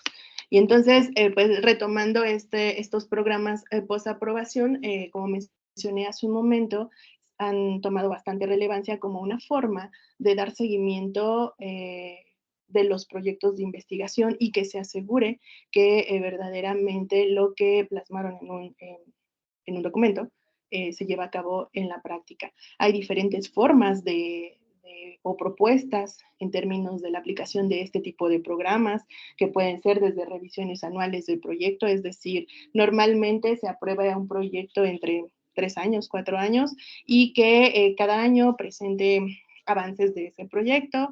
En algunos casos solicitan evidencia fotográfica de estos procedimientos, cómo se hace el manejo con los animales, o incluso las visitas directas a los bioterios o a las granjas, a las unidades de producción. Esa también puede ser otra forma de dar seguimiento, y que incluso por ahí hay varias guías y recomendaciones que dicen que esta es la más efectiva. De hecho, Estados Unidos, en su Acta de Bienestar Animal, sí menciona que los bioterios deben ser visitados al menos 2 veces al año, ¿no? Cada 6 meses, ya sea visitas programadas o visitas sorpresa, eso ya dependerá y se tendrá que estandarizar o homologar en el manual de procedimientos operacionales dentro de esa institución. Bueno, ya para ir cerrando y no quitarles más tiempo, varios de estos problemas creo que ya los mencionamos, ya los mencionó el doctor Santillán. Los principales problemas o limitaciones de los ICUALES tiene que ver con la saturación de actividades de los integrantes. De hecho, esto es de lo que más se habla, porque pues los miembros de comités, además de las actividades que tienen dentro de esa institución, tienen que revisar proyectos de investigación que implica a tiempo y que a veces no tienen el tiempo para revisar de manera detallada los proyectos, y que, como mencionaba hace un momento, pues van haciendo el tiempo de evaluación mucho más extenso. El seguimiento incompleto de los expedientes, que parece ser que esto se puede compensar con la aplicación de este programa post seguimiento, monitoreo o aprobación de los proyectos. El desconocimiento de la norma por parte de la comunidad científica, ese también es otro aspecto. No es tan robusta en realidad la normatividad mexicana, y aún así sí hay ciertos aspectos que hay que atender. El desconocimiento o falta de apoyo para la implementación de las alternativas en investigación y enseñanza. Cada vez hay más alternativas que en docencia pueden sustituir el uso de animales. Y bueno, algo que también pasa de manera frecuente es que hay cierta molestia por atender las recomendaciones, lo que lleva a pensar si es forzoso que todas las recomendaciones que sugieren los miembros del comité las tiene que acatar el investigador, ¿no? Entonces ahí también hay un debate, hay una discusión si es que se debe hacer o no. Entonces, ya para cerrar esto, porque ya son las 2, Sí hay varios aspectos o puntos críticos a considerar en proyectos de investigación. De hecho, dicen que los buenos proyectos consideran grupos multidisciplinarios para cuidar todos los aspectos necesarios que tomen en cuenta desde el diseño del experimento, siguiendo estas y atendiendo las pautas éticas en la elaboración y revisión de protocolos que vayan en concordancia con estos aspectos jurídicos, tanto nacionales como internacionales, y todo lo que tiene que ver con el manejo de los animales en términos de bienestar y cuidado, etcétera. Y por otra parte, algo a lo que nosotros apelamos mucho son a los programas de capacitación, tanto para los miembros del comité como todos los usuarios que hacen uso de las instalaciones dentro de los bioterios y que hacen manejo con los animales. Es algo a lo que se está apelando mucho, porque además pues los comités son institucionales, se autorregulan y lo que se busca es que mejoren su funcionamiento a través de la capacitación. Creo que eso es todo. Sí. Gracias.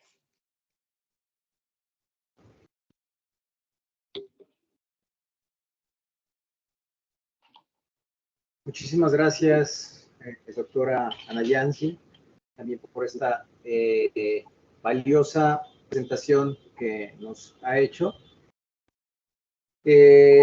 Pues no sé si estén de acuerdo bueno, por aquí en el chat, Lucila Perales nos señala que si ojalá pudieran compartir las presentaciones con nosotros para después poderlas compartir con ellos si están de acuerdo. Y bueno, pues, no sé, dejamos espacio para 2 preguntas para los ponentes y con eso concluiríamos para estar terminando 2:10, 2:15 más o menos. Si alguien tiene alguna pregunta, adelante, por favor, puede abrir su micrófono y hacerla. Aquí veo una mano levantada. Paco, Adriana Perea. Adriana Perea, adelante, puedes abrir tu micrófono, tu cámara, si así lo deseas, y hacer la pregunta. Gracias.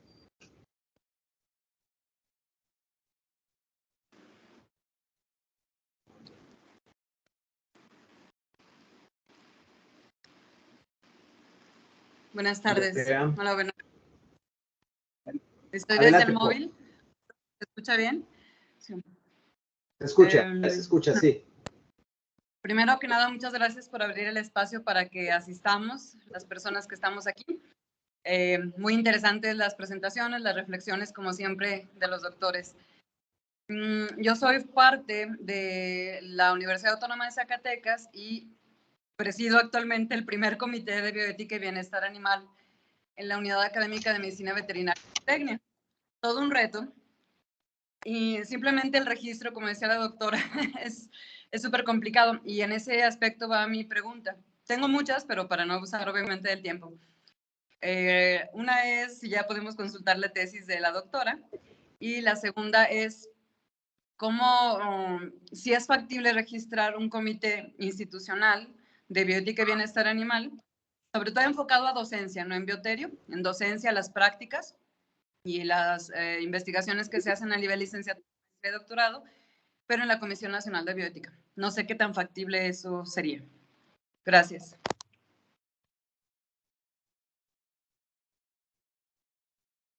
Doctor. Sí, adelante, quien quiera hacer la respuesta, que quiera la respuesta, adelante.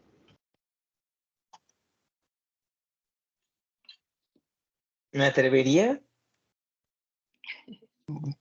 Bueno, yo una consideración que quisiera hacer, que era por lo que estaba cerrando yo mi intervención con el tema del antropocentrismo, era que este es un aspecto que se ve claramente reflejado en la propia normatividad en salud y específicamente en lo que compete a la Comisión Nacional de Bioética, pues representa una restricción, en el sentido de que como tal no podría haber un registro de un CICUAL por parte de la Comisión Nacional de Bioética. O sea, nuestro interés en fortalecer su desempeño y su operación es como parte de esta instancia, ¿no? De protección no jurisdiccional de derechos humanos. Buscamos fomentar una cultura, pues el problema va mucho más allá del sector salud, pero la normatividad nos constriñe a la salud humana.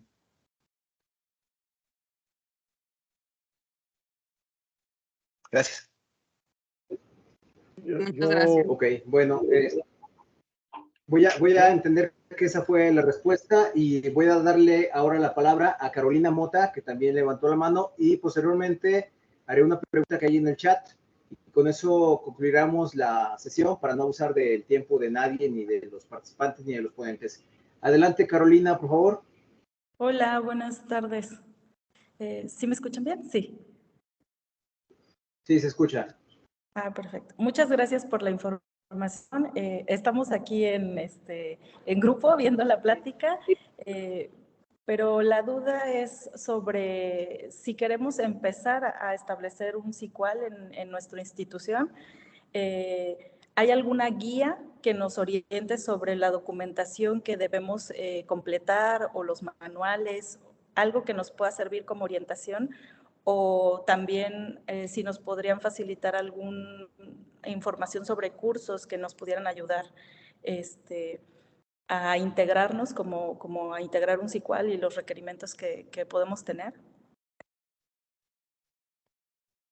Bueno, yo a través del programa universitario de bioética, que tienen un curso que es así de comités de ética e investigación, tienen su sección de la parte de animales, y a través de esos cursos nosotros hemos dado algunas recomendaciones de cómo hacer su registro, bueno, cómo integrar, recomendaciones en cuanto a integración y operación de comités. Entonces, esa puede ser una forma de capacitación.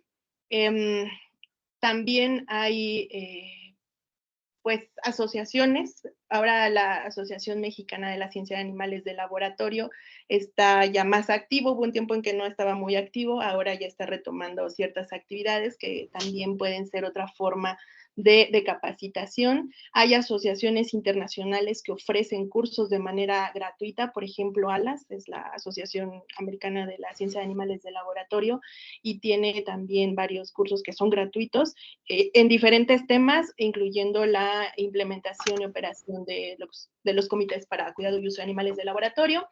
A nivel de Latinoamérica hay una página ahí bastante interesante que se llama bioterios.com. Bioterios.com creo que la hicieron unos chilenos en conjunto con los argentinos, y también ofrecen programas de capacitación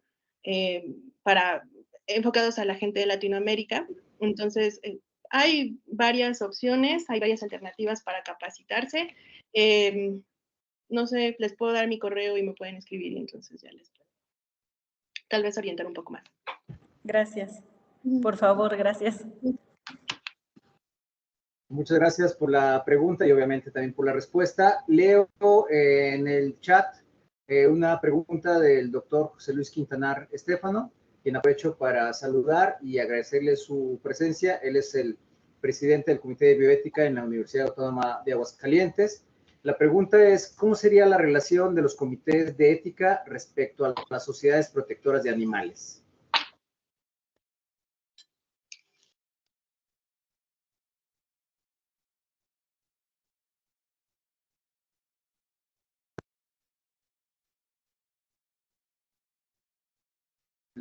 Adelante, doctor Santillán. Pues no tenemos mucho que decir al respecto. Las sociedades protectoras de animales tienen una agenda activista que sin duda nos hace levantar los ojos y los oídos para ver qué es lo que está pasando al respecto de el uso de animales en investigación. A veces no es fácil entablar diálogo con ellas. Depende de qué tipo de asociación se trata. Hay asociaciones incluso internacionales con representación nacional, como PETA, y en términos generales son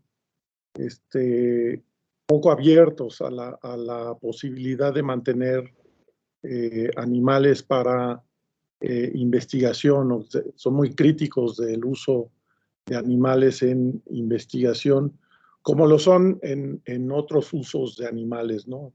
En alimentación, etcétera. Pero su influencia ha impactado porque continuamente se está revisando la forma de dejar de utilizar animales para cosas que antes se hacían y ahí estriba su importancia, ¿no? Entonces, no entiendo bien el propósito de la pregunta, pero es lo que pudiera decir.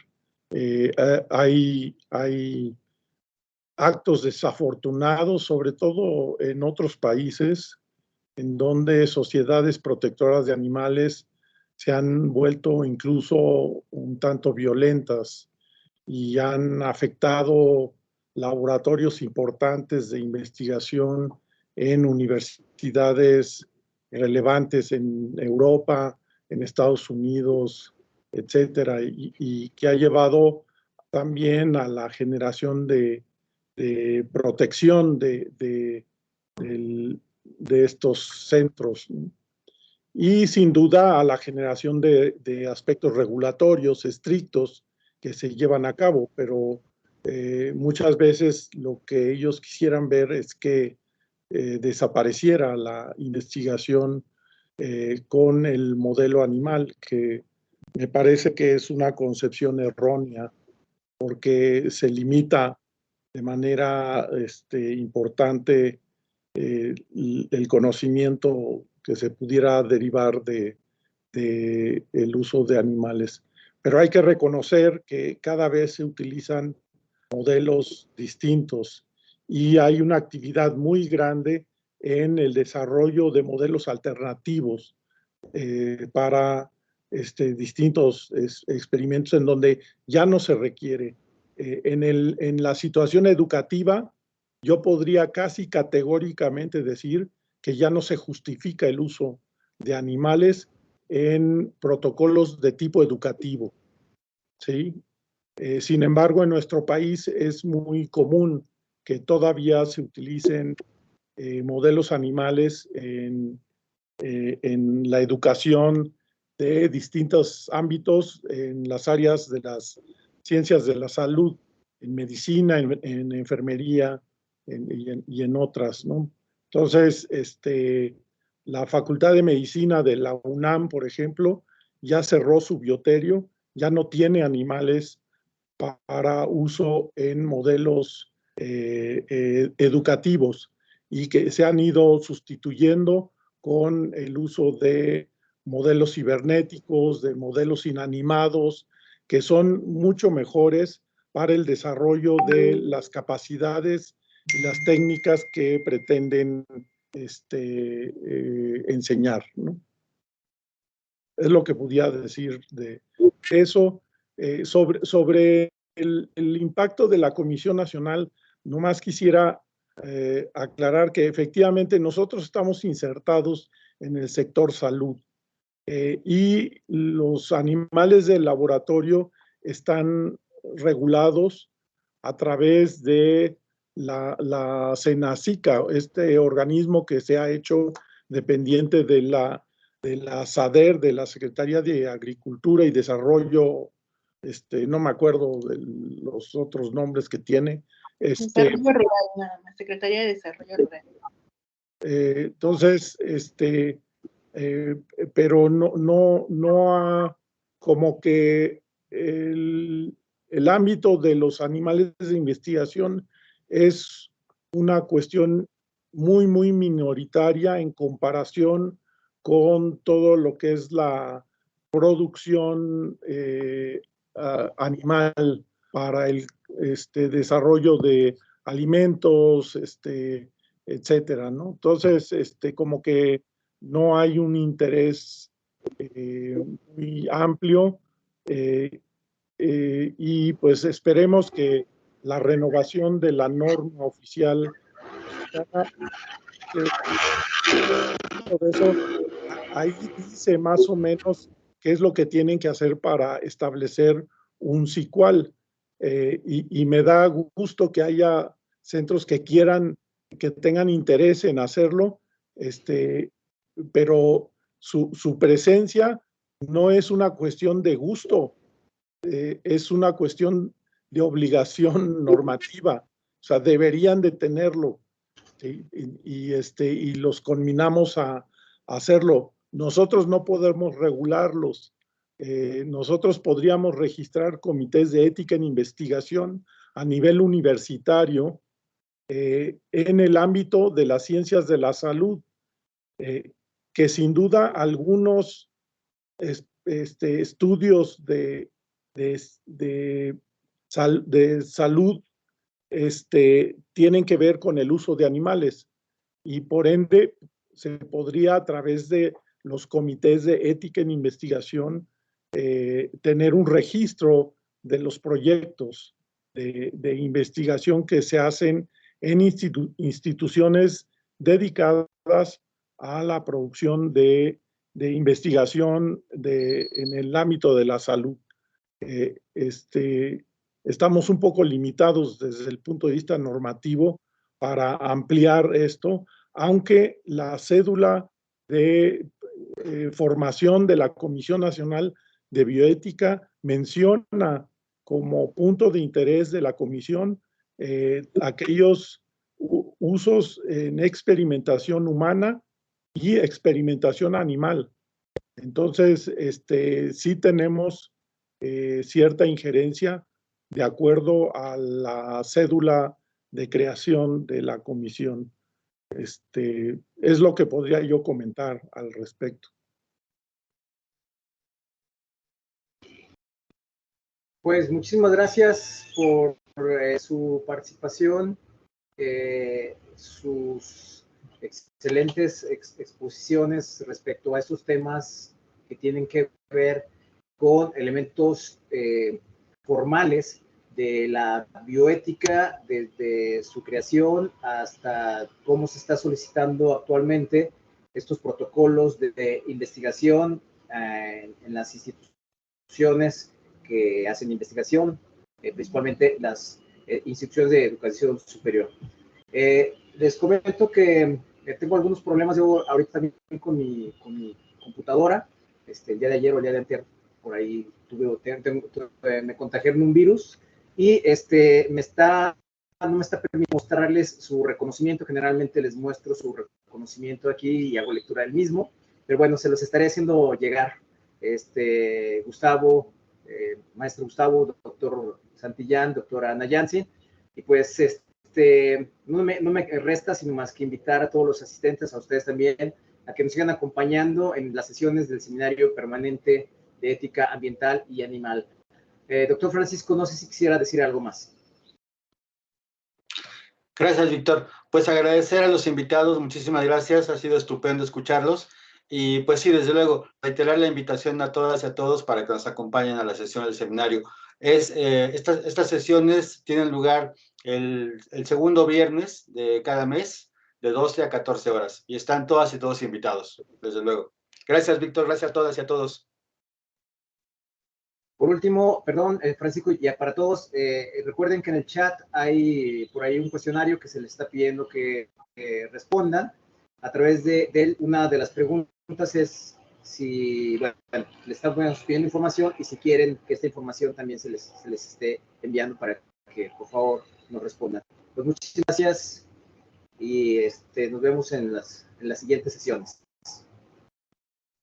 Muchas gracias. Gracias, hasta luego. Buenas tardes, mil gracias. Gracias, hasta luego. Gracias. Buenas tardes.